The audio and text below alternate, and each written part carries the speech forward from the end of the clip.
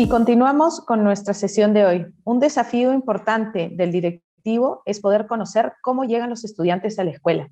Si bien hemos podido apreciar algunos logros en la virtualidad, se hace necesario poder apreciar los aspectos académicos, físico, socioemocionales de cada estudiante en particular. Presentamos el panel La evaluación diagnóstica de los aprendizajes y planes de acción, a cargo de nuestros panelistas Jorge Ferradas y Mercedes Varas. Jorge es licenciado en Educación y se desempeña como profesor de matemática, coordinador de informática, director de nivel de la alta secundaria y subdirector académico del Colegio Trener. Además, es consultor en temas educativos. Como tal, estuvo a cargo de la asistencia pedagógica en el proceso de reajuste de la norma técnica sobre evaluación y coordinó el grupo de trabajo que entre mayo y agosto del 2014 preparó la propuesta de lineamientos para la evaluación de competencias para el Currículo Nacional de Educación Básica.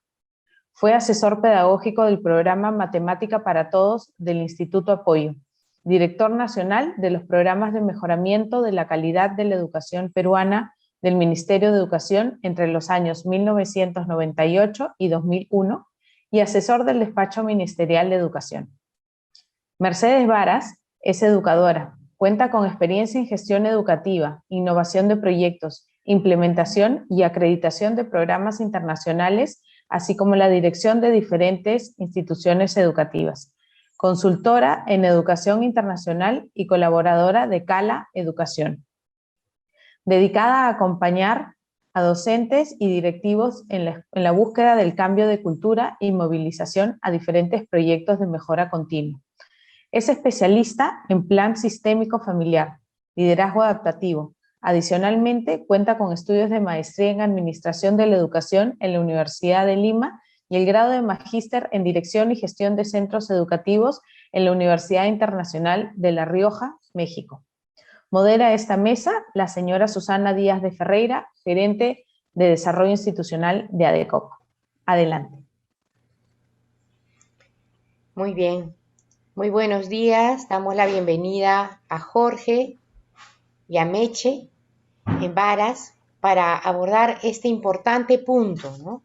Ayer el doctor Reimers nos ha hecho notar la importancia de poder evaluar el contexto antes del reinicio de clases, ¿no? Evaluar el contexto significa conocer cómo llegan nuestros estudiantes, cómo llegan nuestros colaboradores y sus familias. Yo sé que ustedes van a desarrollar con la experiencia que tienen este tema y dar algunos alcances a nuestros directivos sobre cómo podríamos llevar adelante ese proceso. Entonces le voy a dar la palabra a Jorge, por favor, Jorge Ferradas, para que nos dé sus alcances y opiniones al respecto. Gracias. ¿Qué tal? Quiero en primer lugar agradecer la convocatoria, saludar a todos y, sin más preámbulo, compartir con ustedes esta presentación que creo que nos podría ser útil. La idea es esta, ¿no? El tema que nos convoca es la evaluación diagnóstica integral y la idea, creo yo, es tener en cuenta siempre estas dos ideas que he puesto ahí. Evaluar para el bienestar de los estudiantes y siempre mirando hacia adelante. No son dos afirmaciones irrelevantes, porque no ha sido así la práctica de la evaluación, supongo yo, espero yo, hace años atrás, ¿no?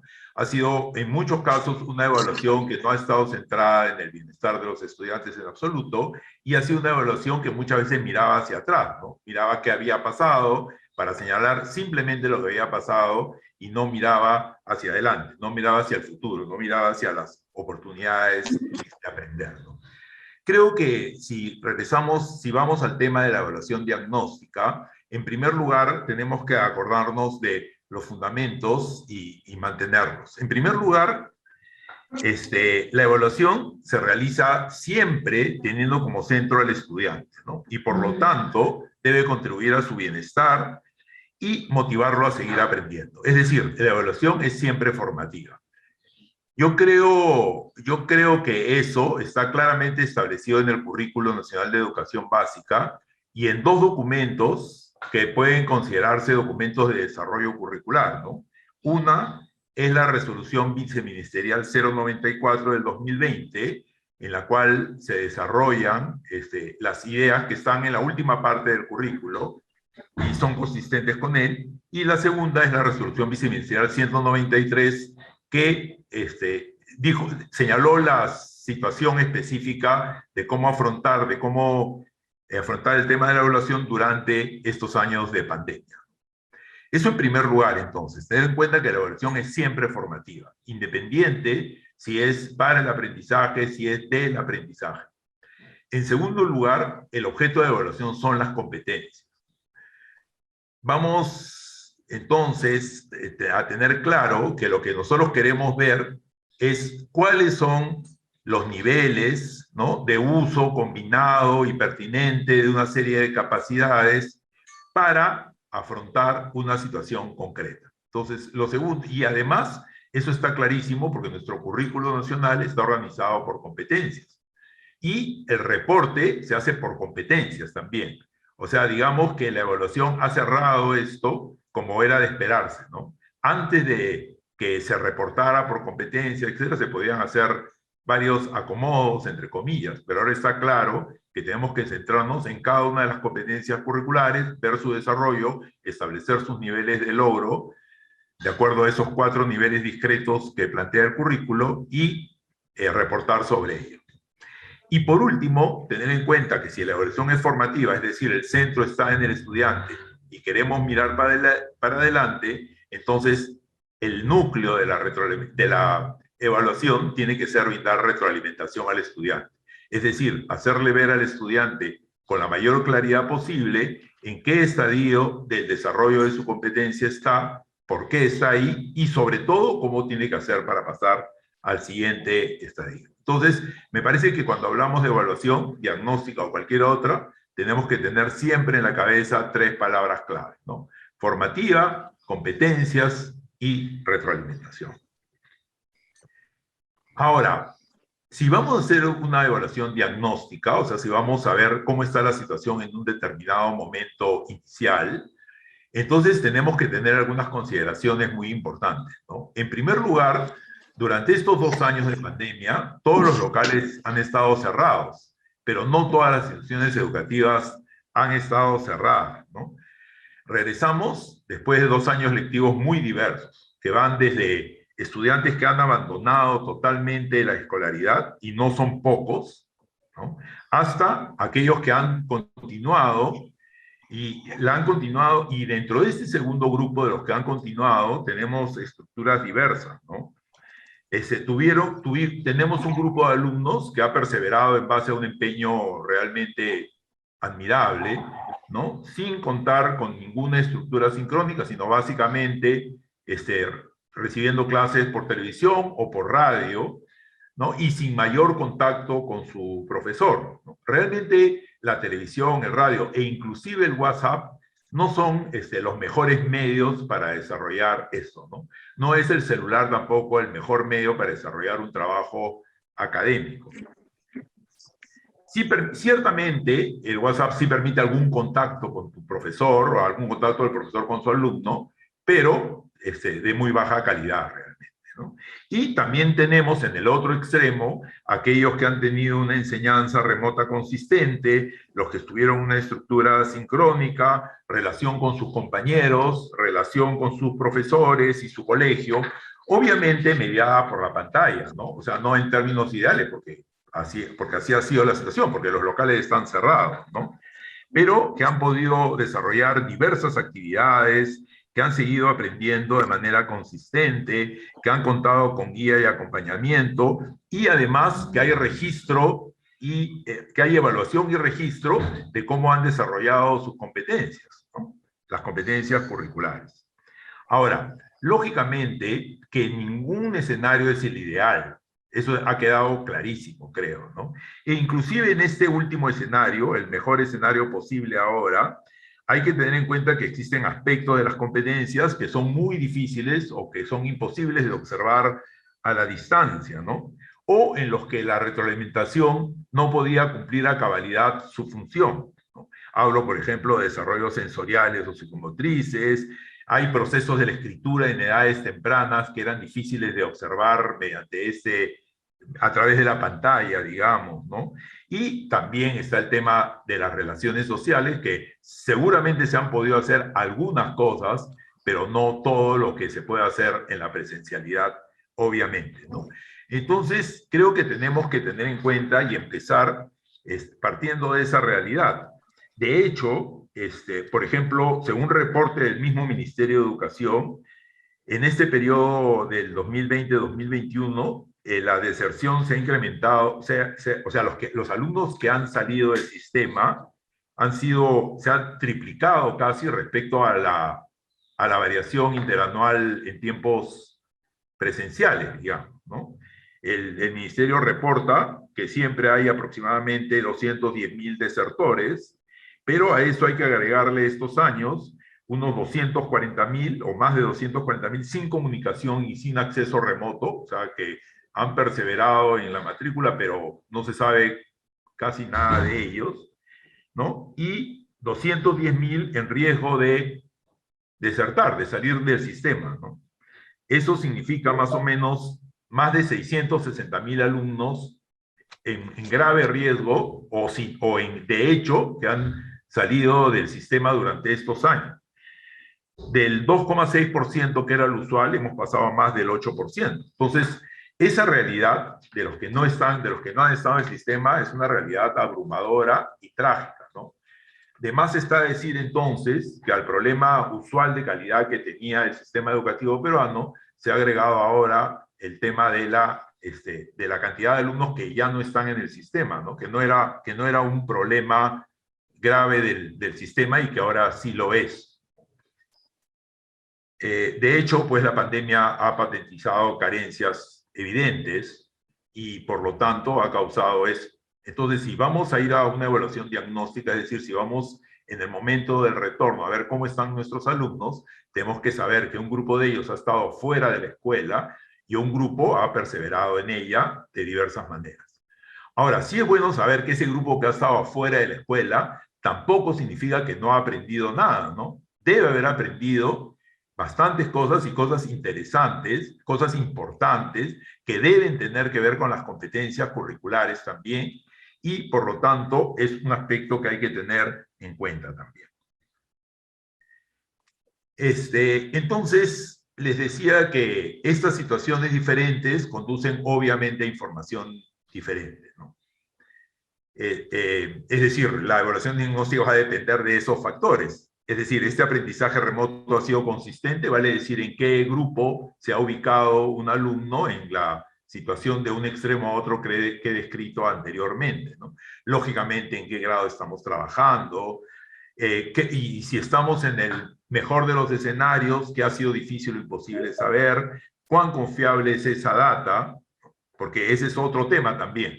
Hemos de repente evaluado a distancia y algunas cosas que supuestamente eran más fáciles de ver, pero ha sido mediado a través de una pantalla, con todos los recursos a disposición, obviamente. Entonces hay que ver cómo se han estructurado esos procesos para ver cuán confiables son, a su vez, lo que nosotros hemos observado de nuestros alumnos, ¿no? Ahora, en esa línea me parece importante tener en la cabeza, en primer lugar, que como les decía anteriormente, muy probablemente aún los alumnos que han estado fuera del sistema han aprendido y traen cosas valiosas. Entonces, hay que tener en cuenta siempre que la evaluación diagnóstica no tiene como objetivo establecer una lista de carencias y o dificultades. Lo que quiere es establecer la situación del estudiante de cara al desarrollo de las competencias en este año. Lógicamente eso debe tener un componente de carencias y dificultades, pero tiene también un componente de aportes, de aprendizajes, de muchos aspectos positivos para el desarrollo de esas competencias. Disculpe, señor Ferradas, nos quedan 3 minutos. Ya, muy bien, aprieto el paso. Gracias.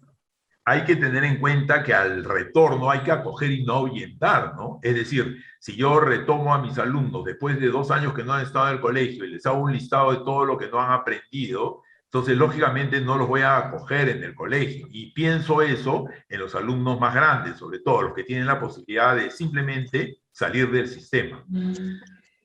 Y por otro lado, también es cierto que la evaluación diagnóstica integral no debe ser una cosa novedosa de cara a 2 años sin escuela presencial, ¿no? Debería ser una práctica usual. ¿Por qué digo esto? Porque eso significa que en el año 2019 nosotros hemos hecho una evaluación diagnóstica al inicio del año y en varios momentos del año respecto a la situación de nuestros estudiantes. Es decir, que tenemos información del 2019. Bien, yo, ¿qué cosa tenemos que ver ahora en una evaluación diagnóstica? Creo que como mencionó en la introducción Susana, respecto a muchas de las cosas que está trabajando Reimers y muchos otros, tenemos que ampliar de lo que podría ser simplemente la visión inicial de las competencias curriculares. Tenemos que ampliar el tema de la situación socioemocional. Ahí hay una serie de preguntas en la diapositiva que tengo entendido después les va a llegar, no tiene sentido que las lea. Y también respecto a los nuevos aprendizajes, los aspectos positivos que les mencionaba, ¿no? De hecho, en todos ha habido un aprendizaje intenso del manejo de las TIC que se ha extendido, no sé si es lo ideal, pero así ha sido, desde edades muy tempranas. Y aparte de eso, tenemos los que vienen, muchos desarrollos que vendrán del mundo del trabajo, de lo que ha sido. Ahora, la evaluación diagnóstica tiene que servirnos para, ¿no? Y yo creo que tiene que servirnos para dos cosas fundamentales. Primero, apoyar la salud mental y el bienestar emocional de los estudiantes. Hay varias competencias del currículo especialmente asociadas a este tema. O sea, no es un tema que esté desligado del desarrollo curricular. Y por otro lado, tenemos que acelerar el aprendizaje. Yo creo que la idea ya no puede ser remediar ni recuperar, porque en un contexto de trabajo por competencias, tenemos que tener en cuenta, en primer lugar, que no existe ningún contenido indispensable. Es indiscutible que no se puede desarrollar competencias sin algún contenido, pero se puede desarrollar la misma competencia con muchos contenidos, variados, ¿no? Y por lo tanto, no tenemos tampoco que cerrarnos a una lista de contenidos que a esta altura de la vida debía ser inexistente, además.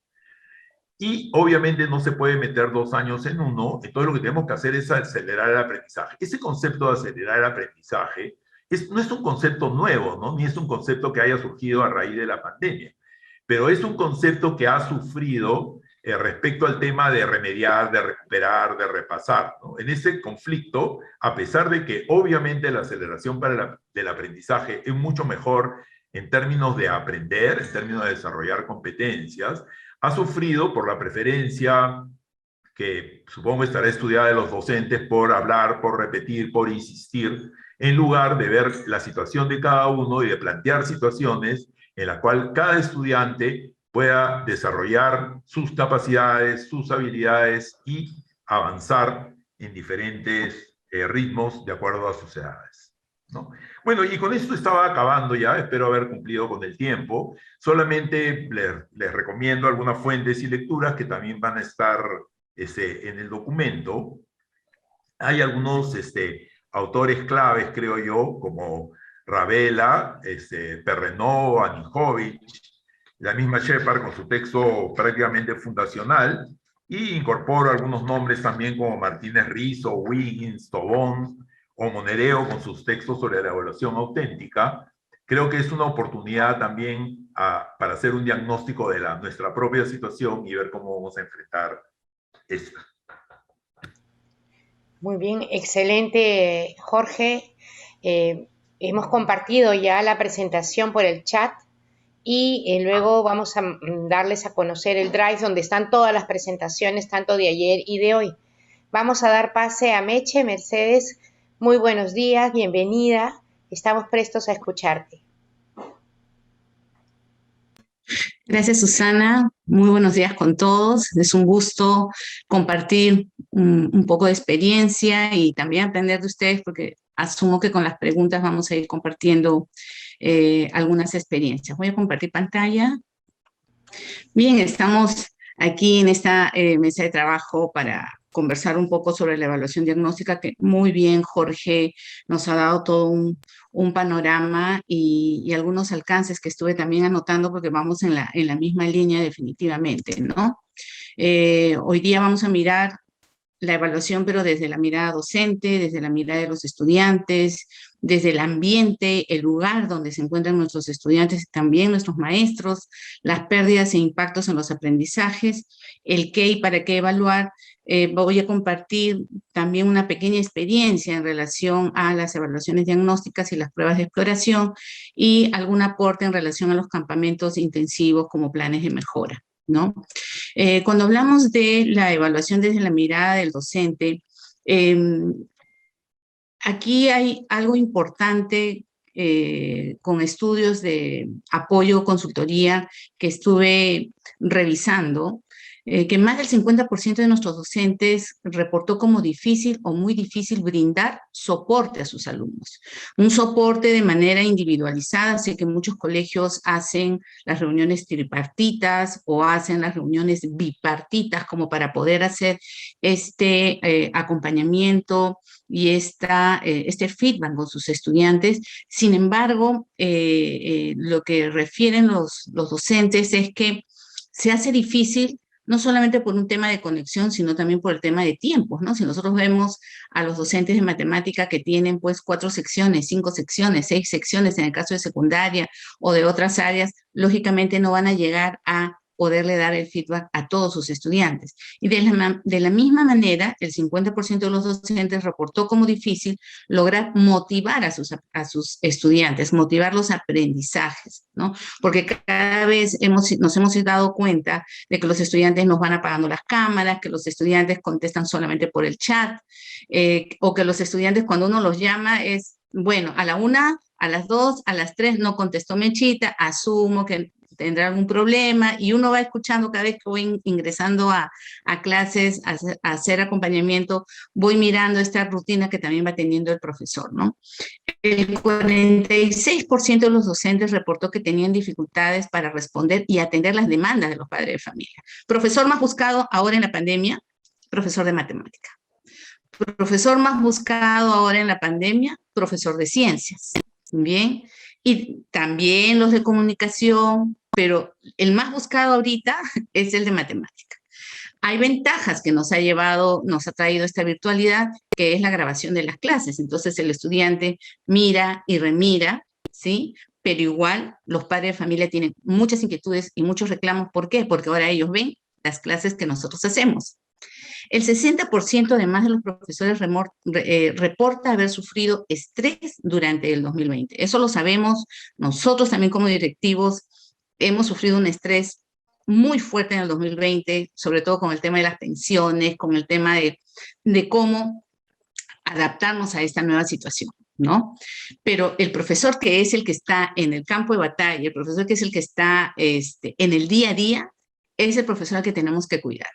Y dentro de este sistema de evaluación, cuando nosotros exigimos seguir con nuestra rutina de evaluación pensando que la evaluación no ha cambiado, ahí es donde nosotros podemos poner como una especie de máscara a las calificaciones, máscara al real aprendizaje de nuestros estudiantes. El 52% de los docentes tienen temor a los resultados de una evaluación externa o de una evaluación diagnóstica. En el informe yo leía que los docentes no es que tengan temor de aplicar la prueba, lo que tienen temor es que los midan bajo los mismos indicadores de la prepandemia, porque todavía no tenemos indicadores de cómo evaluar dentro de este nuevo contexto. Y para esto, en un informe también de apoyo y de la dirección del MINSA, ¿no? Hay datos súper interesantes y voy a empezar con el de que 3 de cada 10 niños y adolescentes presentan algún problema emocional, de conducta o de atención. Ya antes de la pandemia, los que hemos estado en aula, siempre nos hemos dado cuenta que tenemos una diversidad atencional dentro de nuestro salón, ¿no? Dentro de nuestra aula de clase. Imaginemos ahora estos niños que han tenido dificultad atencional con problemas de conducta y con problemas emocionales, ¿cómo nos van a regresar ahora en el caso que ahora en este cuarto bimestre ya estamos iniciando y si realmente estamos preparados para poder atender esta problemática, porque se va a convertir en un problema tanto para el docente como para los propios niños en el entorno, ¿no?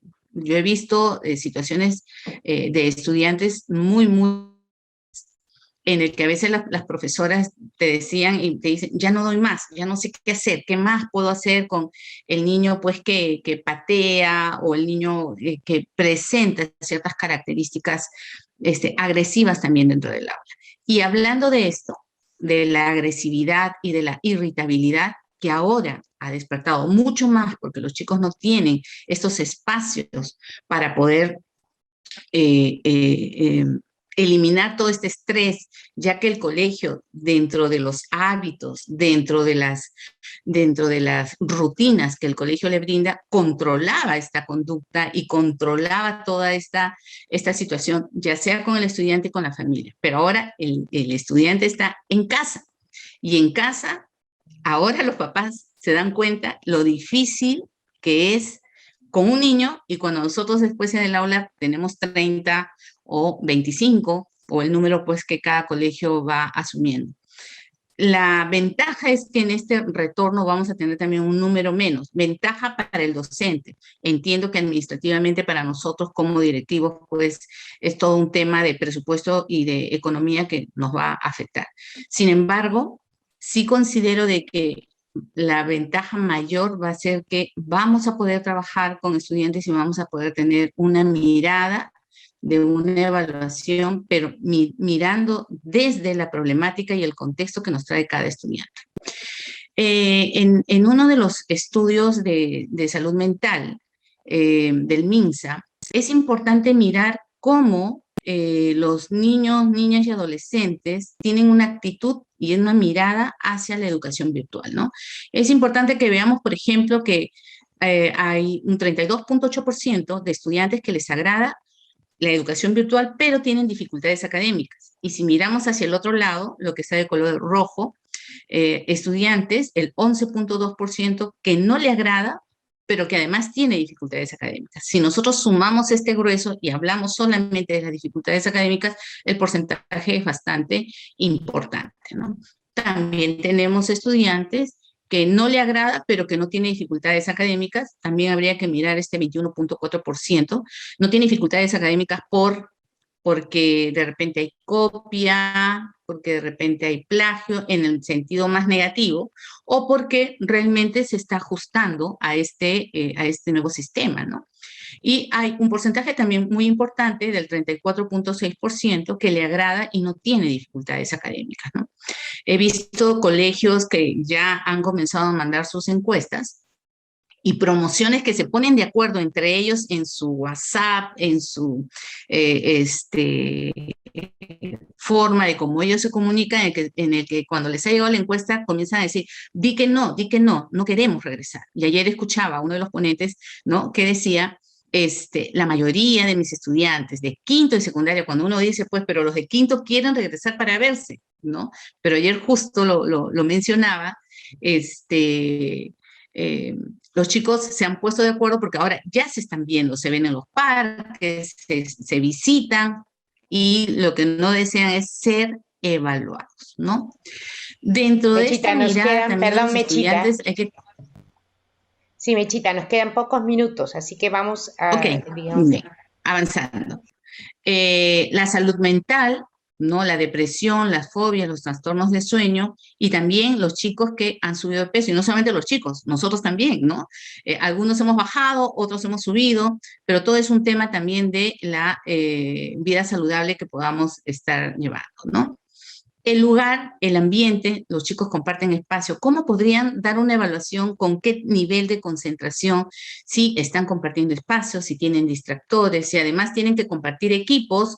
El hermano un día hace en el celular, el otro hermano hace en la computadora o en la desktop o en la laptop, pero también tienen problemas de conexión. Hay una fuerte...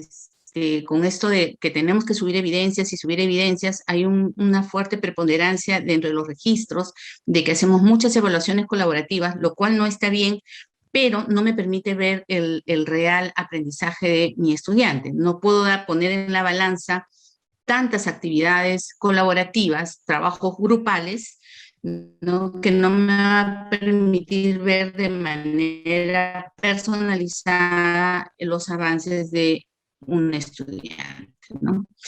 Y bueno, los chicos que están incurriendo en plagios, copias. En Brasil, en Chile, en China, no voy a leer los porcentajes, pero este impacto, que también en Perú no tenemos un estudio reciente, tenemos uno de Datum, de la encuesta de Datum, en el que nos habla que el 45% de los padres a nivel nacional considera que el nivel de aprendizaje de sus hijos ha empeorado, ¿no? Si nosotros tomamos este dato, decimos, y en nuestra escuela, ¿cuál es el verdadero impacto del aprendizaje en nuestros estudiantes? Casi finalmente, ya estoy terminando, ¿qué evaluar y para qué evaluar? Ya lo ha venido repitiendo Jorge también, el doctor Reimers también. Hay que evaluar el bienestar emocional, la salud mental, no solamente de nuestros estudiantes, ojo, también de nuestros profesores, que todos, sobre todo, bueno, no sé si con las disculpas del caso, pero las profesoras y el porcentaje de la población de docentes es más femenino que masculino, están haciendo pues de mamá, de profesora, de ama de casa, está cocinando, está en miles de actividades, y esto ha ido generando una situación también de nivel de estrés, ¿no? Entonces hay que hacer un apoyo, un seguimiento, no solamente del departamento de psicopedagogía en el caso de los estudiantes, sino también involucrar a los docentes para tener esta mirada con nuestros estudiantes ahora que los vamos a retornar. La disposición, hay que evaluar la disposición para aprender. Muchos padres de familia comentan entre los 6 y 12 años que los chicos ya no dan más, que los chicos ya no quieren hacer tareas, que los chicos ya no aguantan estar tanto tiempo en la pantalla. Estamos hablando de 18 meses, ¿no? Un poco más de esta situación de una educación totalmente virtual, ¿no? Esto nos va a permitir revisar las estrategias de enseñanza, priorizar nuestras competencias para repriorizar nuestro plan de estudios, hacer nuestro propio plan de ruta de aprendizaje de acuerdo a los resultados de una evaluación diagnóstica y de pruebas de exploración, lo que nos va a permitir acelerar y atender los diversos niveles de aprendizaje. Los chicos no van a llegar todos, ni siquiera antes nosotros decíamos el rendimiento es alto, medio, bajo, y de esta manera yo puedo dividir mi salón. No hay manera de que podamos recibir hacia nuestros estudiantes, y lo importante de estas evaluaciones diagnósticas, como nos venía mencionando Jorge, es que nos dé una mirada, ¿no? A pesar de que no es totalmente confiable, pero que nos dé una mirada y una data de qué es lo que nosotros podemos hacer para recuperar estos aprendizajes. Este es un ejemplo de un colegio en tercero de secundaria del área matemática que aplicó su evaluación diagnóstica, que está de color azul, resumió todo el avance y la evaluación de proceso, que está de color anaranjado, y también consiguieron pruebas externas. Bien, este colegio lleva el método Singapur, y entonces dentro de la metodología pudieron aplicar pruebas, y con eso se ha hecho toda una comparación, no para una mirada de lista de carencias, como lo mencionaba Jorge, sino para una mirada de qué hacer ahora en este siguiente bimestre, cómo reformular nuestra programación y atender esas carencias y esas necesidades, ¿no? Los campamentos intensivos, el plan de mejora, ¿no? Muchas veces, hace muchísimos años, hacíamos unas fichas de diagnóstico para cada estudiante que llegaba como nuevo al estudiante, y este historial va como una historia clínica, ¿no? El plan de mejora debería tener ese objetivo y ese propósito. Sin embargo, también con estos resultados de estas evaluaciones diagnósticas podemos mirar los desempeños y agrupar de acuerdo a los desempeños y carencias en qué competencias y en qué capacidades específicas, atender esa diversidad, sobre todo, y darle una mirada de una evaluación integrada. Los colegios que trabajan en unidades de indagación, los colegios que trabajan con ABP, los colegios que trabajan con Design for Change, son colegios que ya están experimentando este tipo de evaluación, de una evaluación no por áreas, sino una evaluación a través de casos, a través de misiones, que te permita integrar los conocimientos y poder tener una mirada de diferentes competencias con una sola actividad. No es un reforzamiento, tampoco son clases remediales, ¿no? Le puedes llamar clínicas académicas, le puedes llamar campamentos. Esto está ya validado en la India, por ejemplo, que lo han aplicado, ha tenido efectos positivos, porque duran muy poco, ¿no? O sea, son campamentos de 5 días, de 3 días, o de una olimpiada de sábado, olimpiada matemática de 3 horas, pero con actividades, con juegos, que te permitan ser más específica en las debilidades encontradas a través de estas evaluaciones tomadas en el colegio, ¿no? Finalmente, no nos olvidemos de evaluar el bienestar de los estudiantes, de nuestros docentes y su disposición para aprender. Hablo nuevamente de los docentes porque la situación con este nuevo contexto, con estos nuevos niños, niños que han crecido y que además vienen con sus propias historias personales.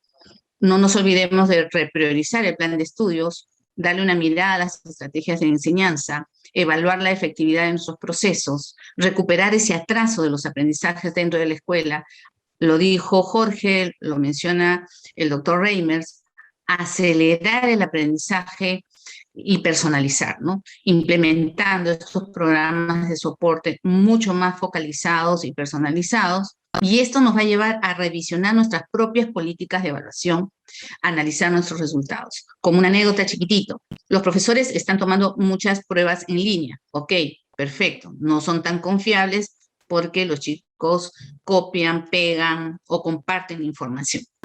Un profesor toma una prueba y les dice, esta prueba va a ser a mano. Bien, hace 18 meses que los chicos no hacían esto. El profesor pensaba que con esto iba a solucionar el tema.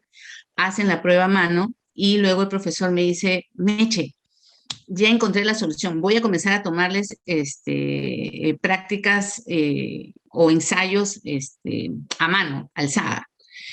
Cuando ve los resultados, casi todo la máxima nota fue 14 y casi todo el salón desaprobado.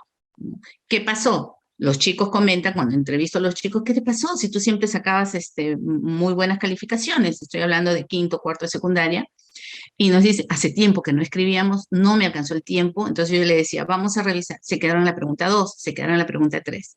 Entonces, es muy buena la intención y las innovaciones, pero que también hay que tener en cuenta estas experiencias que los chicos están viviendo o que dejaron de vivir, porque ya muchos chicos todo lo hacen de manera virtualizada. Bien, muchas gracias, Susana, creo que ya estoy en el tiempo. Sí. He corrido. Yo sé porque este tema de la evaluación diagnóstica daría, solamente este tema de evaluación en general, daría para un solo otro CADEP, ¿no? O sea, hay muchísimas inquietudes. Yo lo que espero es que los directivos hayan podido ya tener en la mira dentro de su plan de implementación, ¿no? Que tiene que haber unas casillas especiales para la evaluación diagnóstica. ¿Qué vamos a evaluar? ¿Qué aspectos? En las diapositivas bien lo han descrito tanto tú como Jorge. ¿Cómo lo vamos a hacer? ¿Quién se hará responsable, no? Solamente quiero dar lugar, robándole unos minutos al siguiente bloque, a una pregunta de Luis Alonso González del Colegio UMTEC, que es muy interesante. A ver, me gustaría conocer la opinión de alguno de los dos. Dice, se habló sobre priorizar las competencias a desarrollar en los estudiantes y se destacó que las competencias se evidencian en la ejecución de tareas complejas en las que los estudiantes han de combinar capacidades. Sin embargo, en las escuelas se sigue trabajando mirando contenidos conceptuales y jugando a la contrarreforma en la medida que se reestructura el currículum nacional en disciplinas, como es el caso del área de ciencias sociales, ¿no? O personal social, que la subdividen en historia del Perú, historia universal, geografía, o la matemática, que la subdividen en álgebra, geometría, etc. Y es más, en el examen de ingreso de la Universidad de San Marcos también evalúa por disciplinas y no según las áreas curriculares del currículum nacional. ¿Qué podemos comentar al respecto de las decisiones de los directores académicos? A ver, Jorge, Si puedes, así brevemente, porque le estamos robando minutos a Manuel. Dale. Y brevemente es complicado, ¿no? Miren, sobre los exámenes de ingreso de las universidades no voy a comentar, porque ese es un tema del retraso patético de las universidades. Y las universidades debían leer el Currículo Nacional de Educación Básica y aprender un poco para ver cómo reestructuran esos exámenes. Obviamente que están hechos así y obviamente que exigen también de repente a algunos colegios a tomar algunas medidas durante su quinto de secundaria para enfrentar la situación, ¿no? Lo cual no es, obviamente no es ilícito, es la realidad, es lo que impone la universidad, habrá que hacerlo, ¿no? Sobre el otro tema, lo que pasa es lo siguiente, claro, se siguen manteniendo viejas costumbres sobre la evaluación, sobre la forma de afrontar el currículo y se sigue trabajando con enormes listas de contenidos. Bueno, es una lástima, no debería ser así. Boten a la basura la lista de contenidos y más bien recojan la lista de competencias y vean para desarrollar la competencia cuál es el mejor contenido que les conviene, ¿no? No hay ningún motivo por el cual cerrarse a contenidos, no hay ningún motivo. Si ustedes tienen por decir cualquier cosa, ¿no? Respecto a comprensión de textos o respecto a causalidad histórica, se puede entender los procesos de causalidad histórica con las guerras de la independencia o con cualquier otra situación por el estilo, ¿no? O la revolución industrial, etcétera. Entonces, lo que hay que hacer es escoger qué cosa nos es propicio, obviamente, ¿no? Hay que escoger, pero no organizar ya el currículo por contenido. Eso es una cosa que simplemente tiene que cambiar, ¿no? Es como el aprendizaje de la lectoescritura, si seguimos silabeando o no. Ya se sabe que no es la mejor manera, que no lo debemos hacer, pero algunas personas y algunos profesores insisten, pegados a su comodidad más que al bienestar y al aprendizaje de los alumnos. Muy bien, Jorge, gracias. Meche.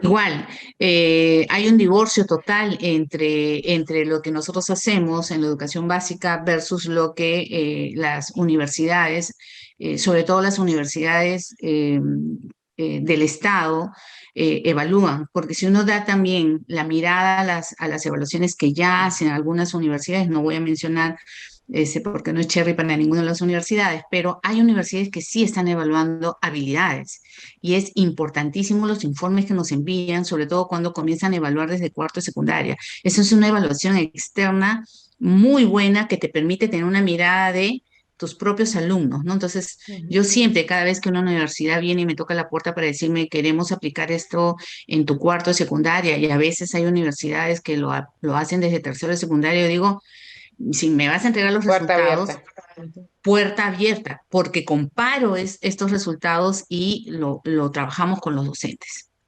Muchísimas gracias. Muchísimas gracias a los dos. Nos queda claro además que esta mirada del diagnóstico tiene que tener, por un lado, una mirada a lo mejor grupal, colectiva, ¿no? De cómo está tal grado, tal aula. Pero no podemos dejar de lado la mirada personalizadora. O sea, nos interesa que todos los alumnos aprendan, ¿no? No solamente llegar en promedio a un estándar, no. Todos los alumnos aprenden y por lo tanto para todos debe existir un diagnóstico y un plan de mejora, un plan de acción, ¿no? Bueno, muchísimas gracias a los dos. De verdad ha sido una mesa muy enriquecedora. Seguramente seguiremos trabajando este tema en algún conversatorio porque yo creo que va a dar lugar para ello. Y dejo a Jimena que ya nos anuncia la siguiente sesión. Gracias. Muchas gracias. Muchas gracias. Gracias, Susana. Agradecemos los aportes de Jorge Ferradas y Meche Varas para describir los aspectos medulares de la evaluación diagnóstica y las estrategias que nos han sugerido.